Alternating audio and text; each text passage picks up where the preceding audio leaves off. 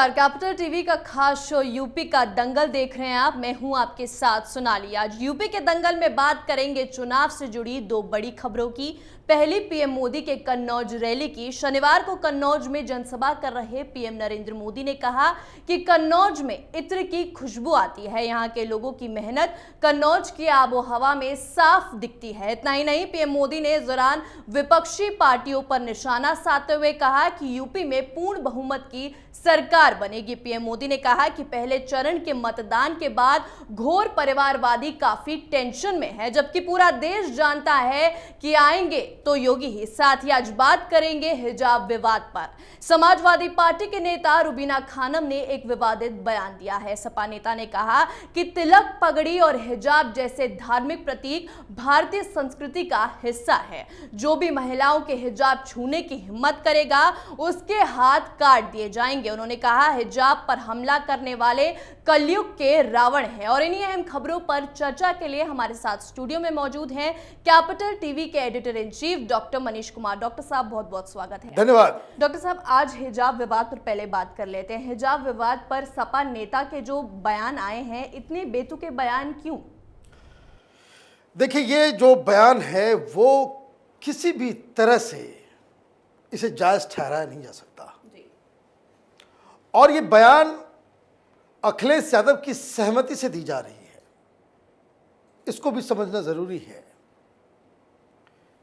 जो समाजवादी पार्टी की जो लीडर हैं, उनका वीडियो मैंने देखा, वो तो खुद कोई बुर्का या हिजाब नहीं पहनी हुई है, और वो इस तरह का स्टेटमेंट पास कर रही है कि अगर हिजाब के ऊपर हाथ डालोगे तो हाथ काट दिए जाएंगे। हिजाब के ऊपर हाथ डालने का काम कौन कर रहा है? हिजाब के ऊपर फैसला कहां हो रहा है? ये फैसला कोर्ट में हो रहा है। और आपकी ये हिमाकत कि आप ये कहें कि कोई हिजाब के ऊपर हाथ डालेगा, भाई अगर वो हिजाब डिसअलाउ किया जाएगा, कि ये कहा जाएगा कि ये फैसला हो गया हाई कोर्ट की तरफ से, सुप्रीम कोर्ट की तरफ से, कि हिजाब यूनिफॉर्म का हिस्सा नहीं है, इसलिए बच्चियां स्कूल में पहन के नहीं जा सकती, तो आप हाई कोर्ट और सुप्रीम कोर्ट के खिलाफ इस तरह के बयान देने शुरू कर देंगे? आप जजेस के हाथ काट डालेंगे? ये कहां जा रही है ये समाजवादी पार्टी? बयान आए, घंटों बीत गए। अखिलेश यादव को अब तक माफी मांग लेनी चाहिए थी। अखिलेश यादव चुप्पी साधे हुए हैं। अखिलेश यादव चुप्पी नहीं साधे हुए हैं, गूंगे और बहरे हो गए हैं। एएनआई के रिपोर्टर लगातार उनसे पूछ रहे हैं कि हिजाब के ऊपर, वो कह रहे हैं भाई सुनाई नहीं दे रहा, बाकी सारे क्वेश्चन सुनाई दे रहे हैं, इंटरव्यू का हर चीज सुनाई दे रहा है, हिजाब का सवाल सुनाई नहीं दे रहा। और आपकी पार्टी की एक लीडर वो ये खुला खुला चैलेंज दे रही है कि कोई हिजाब पे हाथ डालेगा तो हाथ काट डालेंगे। भाई जो कुछ होना है वो तो अब हाई कोर्ट और सुप्रीम कोर्ट के आदेश से लागू होगा। ये तो अब किसी सरकार के हाथ में ये मसला रहा नहीं। और ऐसे मौके के ऊपर जब ये समाजवादी पार्टी चुनाव लड़ने जा रही है, तो हम तो यही कहेंगे कि भाई ये तो ट्रेलर है।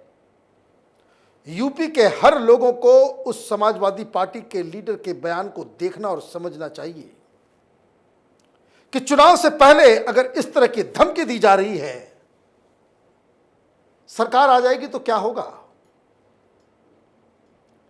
तब तो हिजाब छूने वाले, उसको हटाने वाले के साथ साथ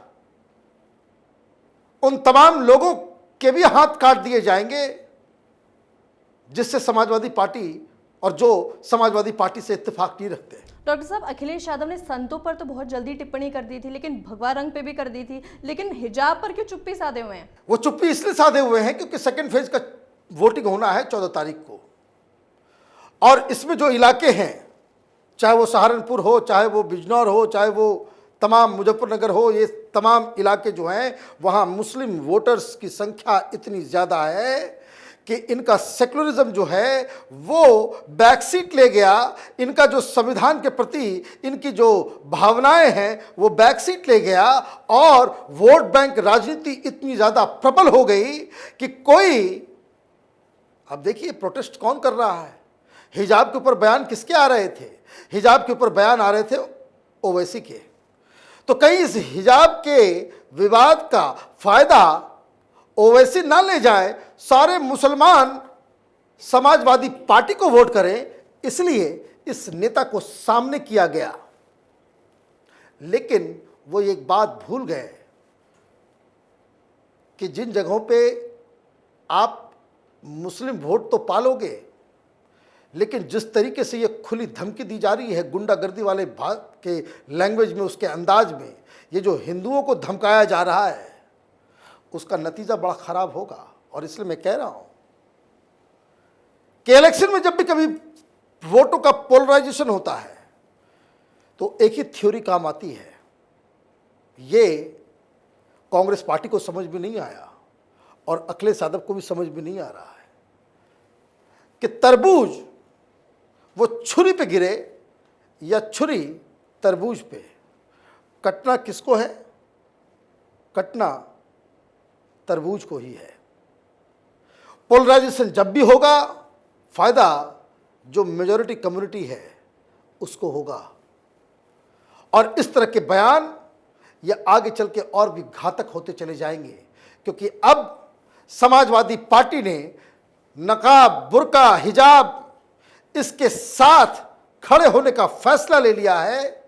तो आगे जिस हिसाब से ये इस्लामिक जिहादी लोग, बंगाल में आज आतंक मच गया, मुर्शिदाबाद में लोग हिंदुओं के घरों पे पत्थर मार रहे हैं, जिस हिसाब से कर्नाटक के अंदर से वीडियोज आ रहे हैं, हिंदू लड़कों की पिटाई की जा रही है, जिस हिसाब से उडुपी के अंदर मुस्लिम भीड़ अचानक से आ जाती है, जो लड़के वो गिरवा वस्त्र धारण किए हुए थे उनके ऊपर पथराव होता है, तो कल दंगे भी हो सकते हैं।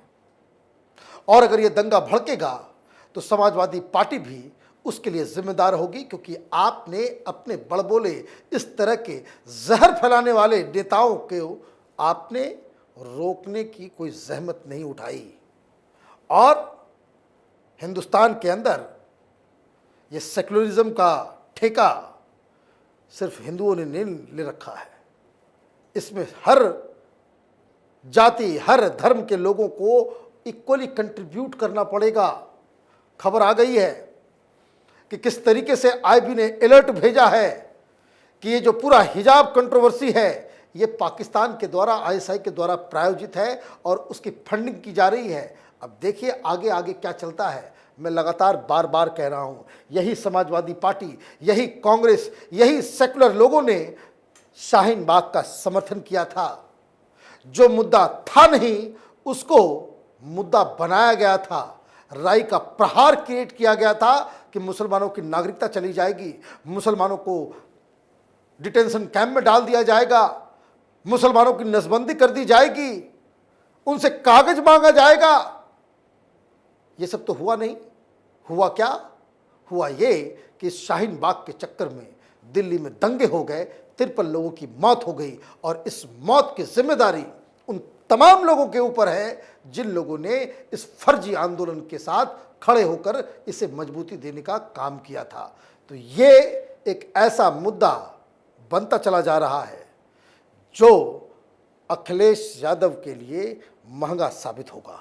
डॉक्टर साहब, बात कर लेते हैं पीएम मोदी की। पीएम मोदी ने आज कन्नौज में जाके साफ कह दिया है कि आएंगे तो योगी। क्या कहना चाहेंगे? देखिए, प्रधानमंत्री तो कैंपेनर हैं। आज वहां कन्नौज इसलिए इंपॉर्टेंट है कि कन्नौज वहां इत्र बनता है, और इत्र वाले मित्र जो समाजवादी इत्र बना रहे थे, वो कहानी, वो एपिसोड सबसे ज़्यादा इस पूरे पिछले 1 साल में अगर अखिलेश यादव के कैंपेन को देखें तो सबसे ज़्यादा कोई नुकसान दिया किसी घटना ने, वो एक कन्नौज के जैन ब्रदर्स और ये इत्र वाले जो मित्र थे।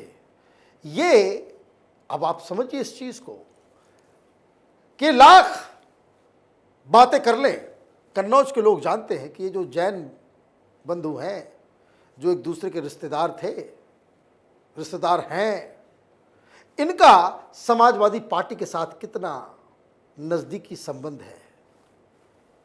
भाई, समाजवादी इत्र अखिलेश यादव भी लॉन्च कर रहे थे, ये चारों तरफ से घिर गए और उसके बाद जो नोटों का पहाड़ घर से निकला, करोड़ों रुपए, बैंक से लोगों को बुलाया गया कि भाई please help us in counting these notes. Machine गर्म हो जाते थे, इतना ज्यादा नोटों का जखीरा।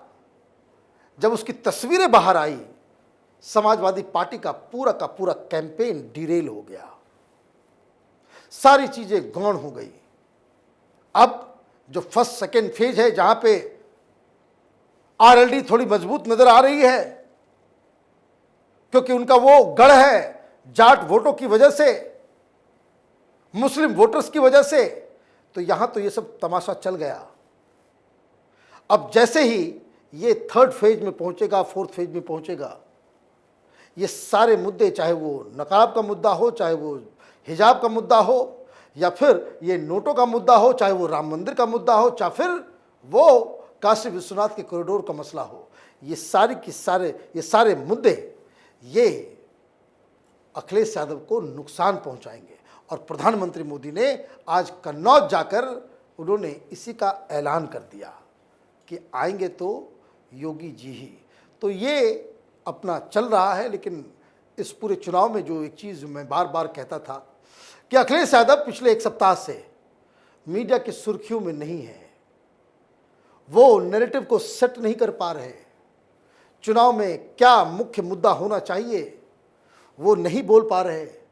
2 दिन से हिजाब का मुद्दा चल रहा है, इनके नेताओं का वो वायरल वीडियो तो चल रहा है, लेकिन समाजवादी पार्टी का कोई स्पोक्स पर्सन बड़े चैनलों पे इस मुद्दे के ऊपर सफाई देता हुआ नजर नहीं आ रहा।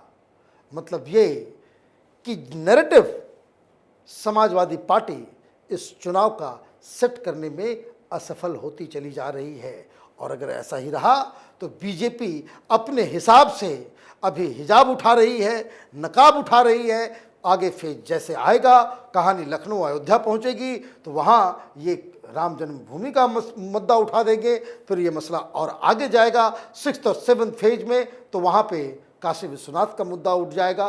तो ये नैरेटिव बिल्ड करना ये विनर की निशानी होती है कि चुनाव में जो मुख्य मुद्दे कौन तय करेगा वही जीत का सेहरा पहनेगा। डॉक्टर साहब बहुत बहुत शुक्रिया बातचीत। धन्यवाद। तो यूपी चुनाव से पहले बीजेपी फुल एक्शन मोड में है। एक के बाद एक बीजेपी के दिग्गज नेता लोगों के बीच जाकर प्रचार कर रहे हैं। वहीं आज कन्नौज पहुंचकर पीएम मोदी ने भी मंच से योगी सरकार की तारीफ करते हुए कहा कि पूरा देश जानता है, पूरा यूपी जानता है कि आएंगे तो योगी ही। पहले चरण के मतदान ने इसकी तस्वीर साफ कर दी है। आज के इस खास शो में फिलहाल इतना ही। चुनाव से जुड़ी तमाम खबरों के लिए देखते रहिए यूपी का दंगल। नमस्कार।